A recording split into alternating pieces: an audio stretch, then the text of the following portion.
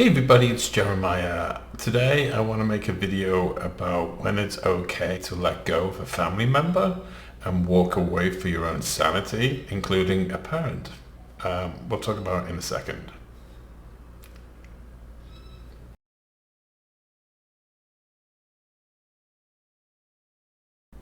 Hey everybody, welcome back. It's Jeremiah.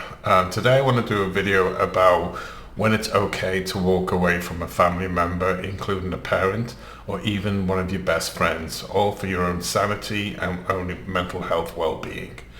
So I've been trying to make this video tons of times and I kind of get stuck in it. I don't know whether this is going to be cathartic and whether I attack my father or whether I keep that out, but try and make a video about when it's okay to walk away. And part of me feels like I need to explain why I'm walking away from my father after all these years. And so what I'm going to try and do is explain why sometimes in life you do have to walk away from family members or something.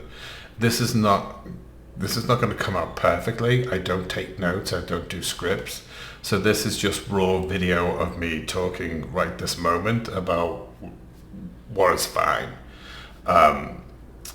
Sometimes when you walk away from a family member, it doesn't have to be permanent. It doesn't have to be temporary. It could be whatever you want it to be. Sometimes distance works good in between while you work out your issues. Sometimes there's somebody else in between that you have to let them work out their issues. With regards to my father, growing up was never a great father. He was a dad.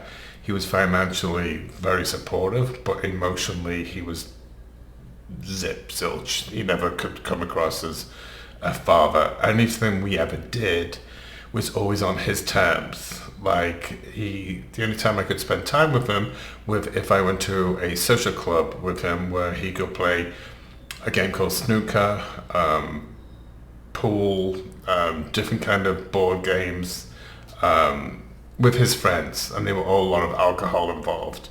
But that's the only time I could see him. I played sports for my school. I was in all the teams, and my father never once came to a game because it was slightly an inconvenience to him.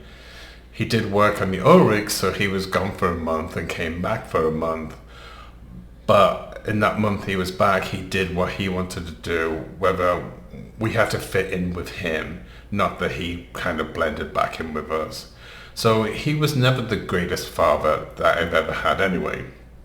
So fast forward, my parents got divorced when I was 38, and my mother's been passed away for this August 25th. It will be 13 years since she's passed away. So my parents were already divorced when my mother was sick. With regards to that, I never once heard from my father when he was told that my mother passed away. He never reached out to see if I was okay. We weren't talking at the time, but at least as a parent, I think it would be better if you just went out there and put yourself out there. Because at the end of the day, I am the child and he is the parent. But when you get to a certain age, you realize that not always the parent is a parent. Sometimes the parent is a child. My father with my brother was very butted heads. To the point of one time my father headbutted my brother and broke his nose. And that's typical my father. He was not getting his own way. And so my mother always tried to cover things up and patch things up because she was brought up of when you get married, you marry for life, for good, for bad, for difference, whatever. It doesn't make no difference. Granted, she in the end did divorce him, good for her, but the childhood of mine was already grown up. The issue I have with my father now, my father is with a lady, or I should say woman, or somebody, and she has a rather bad drug problem. My brother, backtrack to my brother had a heroin addict, and in the end he ultimately took his own life. And so I talked about that in past personal grieving videos I've already done. So anyway, fast forward, and so my father is now with this lady who has a very bad drug problem. And I think what he's trying to do, because when my brother was sick, he never once tried to help him in any way. It was left up to my mother and myself, and unfortunately it didn't end up the way we wanted it to. So I think my father has some guilt. And I think with this woman, he's trying to fix her like he should have helped fix my brother. And I think it's a guilt part on him. So with this lady, unfortunately, she constantly steals from him. And I sent money and she stole the money.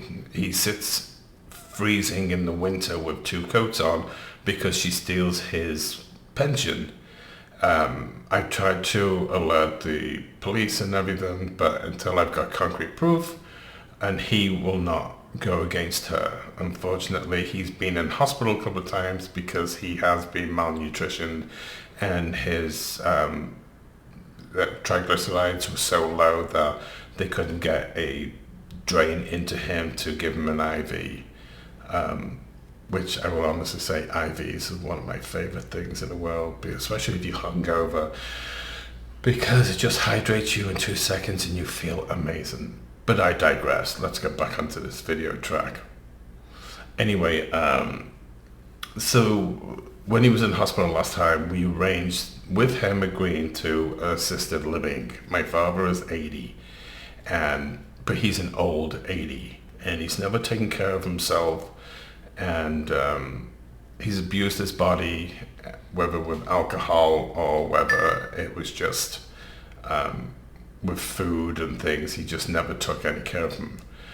So anyway, so this woman's supposed to be helping him out. So I gather she's not doing a good job because he can't afford to pay his heating bills, even though the government helps him with his pension and everything else.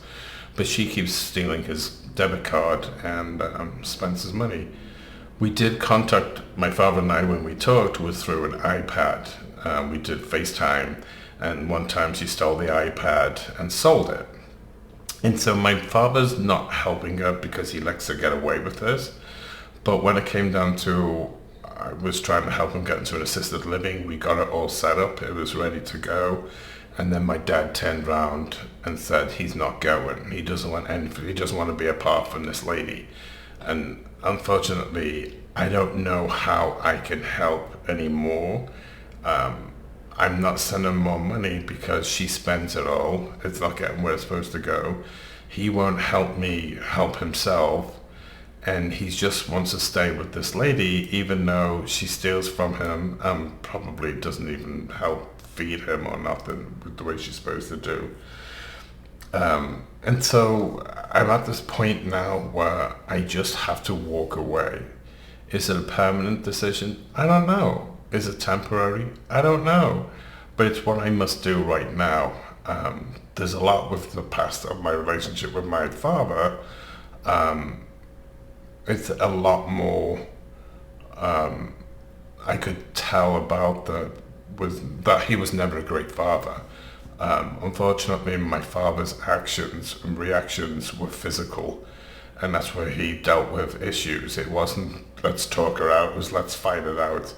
And so in earlier videos I went about how when I was sexually abused, how I couldn't tell my father because my father would have killed the person, and this is how my father dealt with things. You didn't talk it out, you didn't deal with the proper way to deal with anything. My dad just fights it out.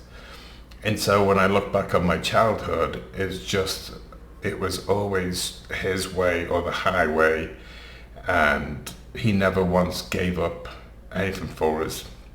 He did take us on vacations as kids, but he always threw into our faces that he took us away on vacation.